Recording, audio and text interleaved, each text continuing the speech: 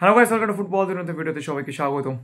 তো অনেক রাত হয়ে গিয়েছে, অনেকে ঘুমিয়েও পড়েছে বা অনেকে উৎকণ্ঠায় জেগে রয়েছে এবং প্রচুর মেসেজ, প্রচুর বক্তব্য, প্রচুর কোশ্চেন, প্রচুর ঘটনা নিয়ে অনেকেই জানতে চেয়েছো হোয়াটসঅ্যাপে, মেসেঞ্জারে। সারাদিন ভীষণ বিজি ছিলাম এবং আজকের লাইভে যাওয়ার মতো শরীরে আর কোনো জোর নেই। তো ভিডিওর মাধ্যমে কয়েকটা জিনিস একটু ক্লিয়ার করে দিচ্ছি, তবে তার আগে যেটা দিয়ে শুরু করব, সবসময় একটা জিনিস আমি মেনে চলি বা মেনে চলতে পছন্দ করি, সত্য কথা সবসময় বলতে হয়। তো ব্যাক টু জুলাই 2, সেখানে আমি একটা ভিডিও করেছিলাম, বলেছিলাম যে জিকসানকে পাওয়ার দৌড়ে ইস্ট বেঙ্গল এসেছে, খেলা ঘুরে যেতে পারে, কিন্তু রাস্তা অত্যন্ত কঠিন। মোহনবাগান সুপার জয়েন্টও জিকসানকে পাওয়ার দৌড়ে রয়েছে। তো সেই সময় প্রচুর বক্তব্য আমি শুনেছিলাম। প্রথমেই একটা কথা বলছি, প্রচুর মোহনবাগান সাপোর্টার্স আমার ভিডিও দেখেন এবং তাদের থেকে প্রচুর ভালো মেসেজ পাই, বিশেষ করে একটা মেসেজ যে তুমি নিউট্রাল ওয়েতে কথা বলো। কিন্তু কতিপয় কয়েকজন সাপোর্টার এবং কতিপয় কয়েকটা পেজেস রয়েছে যারা বারবারই বলছিল যে জিকসানকে মোহনবাগান কখনো টার্গেট করেইনি এবং ওই ফুটবল দুনিয়ার ছেলেটা উল্টোপাল্টা বলে, ফুটেজ খায় এবং ইস্টবেঙ্গল মোহনবাগানের সঙ্গে জিতে জিকসানকে সাইন করিয়েছে, এরকমটাও প্রতিষ্ঠা করতে চাইছে। তো হয়তো আমার কথা মানুষ বিশ্বাস করে না, কিন্তু মার্কাস মার্গেলোর কথা অনেকেই বিশ্বাস করে।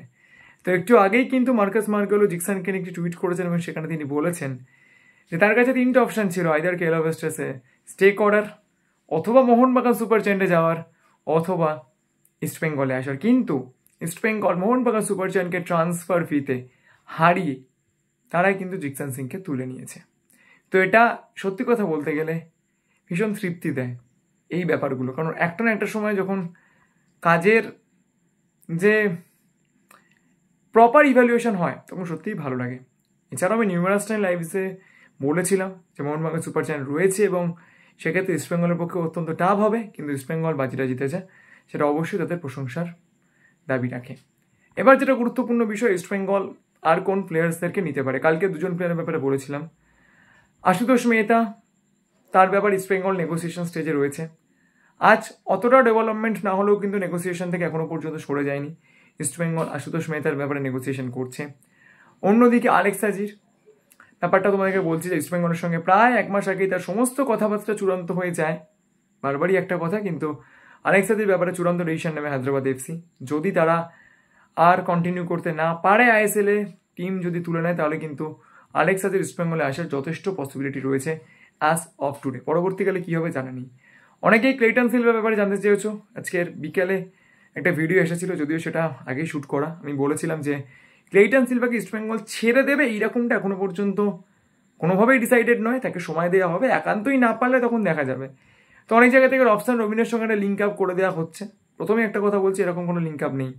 যখন কথাবার্তা হয়েছিল তখন বলেছিলাম, এখন কিন্তু তার সঙ্গে কোনো কথাবার্তা হচ্ছে না। মোস্ট প্রবলি তিনি কিন্তু বসুন্ধরা কিংসের সঙ্গে কন্ট্রাক্ট এক্সটেন্ড করেছেন বা সেই জায়গাতে রয়েছেন আপাতত, যতটা আপডেট পাওয়া গিয়েছে।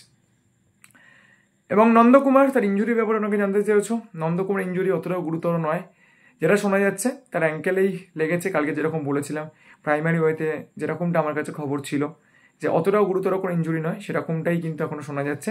তার মাসেলে কোনো রকম ইঞ্জুরি হয়নি, অ্যাঙ্কেলটাই টুইস্ট হয়েছে, খুব তাড়াতাড়ি তিনি মাঠে ফিরতে চলেছেন।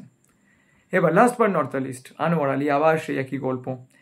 আজকের অনেকক্ষণ বিভিন্ন জায়গা আমাকে যেতে হয়েছে, অন্তত প্রায় 20 জন, নয় মোহনবাগান ও ইস্টবেঙ্গল সাপোর্টার আমাকে ধরে জিজ্ঞেস করেছে, দাদা তুমি আনোয়ার আলীর ব্যাপারে এত কেন সেফ গেম খেলছো, এত কেন নিউট্রাল স্টান্স নিচ্ছ, এত আপডেট দিয়েছো, এত বিষয় নিয়ে ডিসকাস করেছো, অ্যানালাইসিস করেছো, কিন্তু প্রত্যেকটা ভিডিওর শুরুতে এবং শেষে একটাই কথা বলেছো যে আনোয়ার আলী তিনি মোহনবাগানের প্লেয়ার না, দিল্লি এফসির বা ইস্টবেঙ্গলের কন্ট্রাক্টটা ভ্যালিড কি ভ্যালিড নয় সেটা ঠিক করবে পিএসসি। হ্যাঁ, আজকের আমার বক্তব্য ঠিক এটাই। আনোয়ার আলীর ব্যাপার নিয়ে অনেকেই অনেক কোশ্চেন করেছো, একটাই কথা বলছি যে আনোয়ার আলী আপডেট কি। তাকে 19 তারিখ মোহনবাগান সুপার জায়ান্ট প্র্যাকটিস আসতে বলেছিল, সে প্র্যাকটিসে আসেনি। এখনও পর্যন্ত আনোয়ার আলী কলকাতায় এসেছে এরকম কোনো খবর নেই। যদি আসে অবশ্যই বলবো। মোহনবাগান সুপার জায়ান্ট যদি এটা প্রুভ করতে পারে পিএসসিতে গিয়ে আনোয়ার আলী তাদের প্লেয়ার, তাহলে অবশ্যই আনোয়ার আলীকে তারা ফাইন করতে পারে প্র্যাকটিসে না আসার জন্য। যদি না করতে পারে তাহলে ফাইনের কোনো ব্যাপার থাকবে না। আনোয়ার আলীর ব্যাপারে মোহনবাগান সুপার জায়ান্টকে 28 জুলাই পর্যন্ত এআইএফএফ সময় দিয়েছে। তার মধ্যে তারা কি ভাবছে আনোয়ার আলীকে নিয়ে সেটা তারা জানাবে। এবং যেটা সব থেকে গুরুত্বপূর্ণ বিষয়, আনোয়ার আলী কার প্লেয়ার, ডিসিশন নেবে পিএসসি। এখানে দুটো ডিসিশন নিতে হবে। প্রথমত, কন্ট্রাক্ট যেটা রয়েছে মোহনবাগান সুপার জায়ান্টের সঙ্গে দিল্লি এফসির, সে কন্ট্রাক্ট টার্মিনেশনটা যেটা আনোয়ার আলী করেছেন এবং যেটা বলে তিনি পিএসসিতে গিয়েছেন 17 তারিখ, যে তিনি মোহনবাগান সুপার জায়ান্টে অ্যাটলিস্ট লন্ডনে খেলতে চান না, সেই টার্মিনেশনটা ভ্যালিড কি ভ্যালিড নয়। তারপরে কোশ্চেন আসবে যে মোহনবাগান সুপার জায়ান্ট এনওসি দেবে কি না ইস্টবেঙ্গলের সঙ্গে। যে কন্ট্রাকচুয়াল এগ্রিমেন্টটা হয়েছে বা যে কন্ডিশনাল এগ্রিমেন্টটা হয়েছে, নট কন্ট্রাকচুয়াল এগ্রিমেন্ট, মেগা পার্টন, যে কন্ডিশনাল এগ্রিমেন্টটা হয়েছে সেটা ভ্যালিড কি ভ্যালিড নয় এবং সেখানে মোহনবাগান সুপার জায়ান্টে এনওসি লাগবে কিনা। এই পুরো ব্যাপার কিন্তু পিএসসির কোর্টে আগস্ট মাসের ফার্স্ট উইকে হিয়ারিং হওয়ার কথা আপাতত আমি জানি। আজকের অনেকেই আনোয়ার আলীর রেজিস্ট্রেশন ডুরান্ড কাপে সেটা নিয়ে জিজ্ঞেস করেছো। দেখো, ডুরান্ড কাপের রেজিস্ট্রেশন রুল সত্যি আমার জানা নেই ডিটেল কি রুল রয়েছে। ডুরান্ড কাপে আগের বার মোহনবাগান সুপার জায়ান্ট অনেক বেশি প্লেয়ারকে রেজিস্টার করেছিল, এরকমটা শুনেছিলাম। যেহেতু কলকাতা লিগে গত 4 বছর ধরে আমি রেজিস্টার করছি, তো সেক্ষেত্রে আমি জানি কলকাতা লিগে রেজিস্টার করতে গেলে একটা সিএমএস কার্ড লাগে, যেখানে প্লেয়ারকে সাইন করে এবং তার ফটো সমেত জমা দিতে হয়। সেটা মোহনবাগান সুপার জায়ান্ট আনোয়ার আলীকে করাতে গিয়েছিল, কিন্তু শেষ পর্যন্ত করাতে পারিনি। এবং ডুরান্ড কাপে তারা রেজিস্টার করিয়েছে অনেক জায়গা থেকে শুনছি, সেখানে কী রুলে করিয়েছে সেটা আমি বলতে পারবো না। 29 তারিখ ছবিটা হয়তো আমাদের কাছে আরও বেশি পরিষ্কার হয়ে যাবে।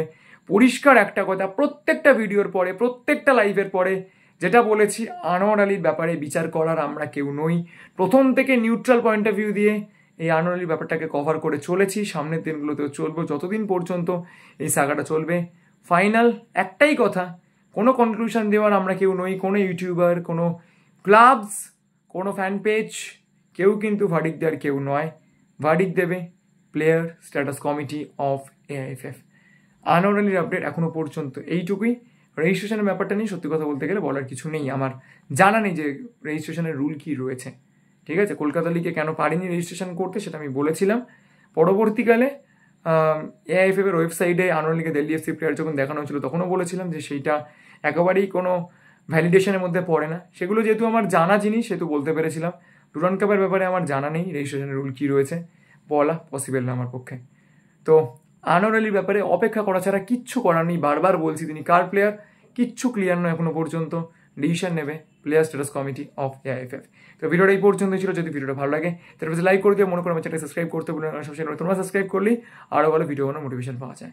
তো চলো এখন মধ্যে এই পর্যন্ত দেখা হচ্ছে পরের ভিডিওতে।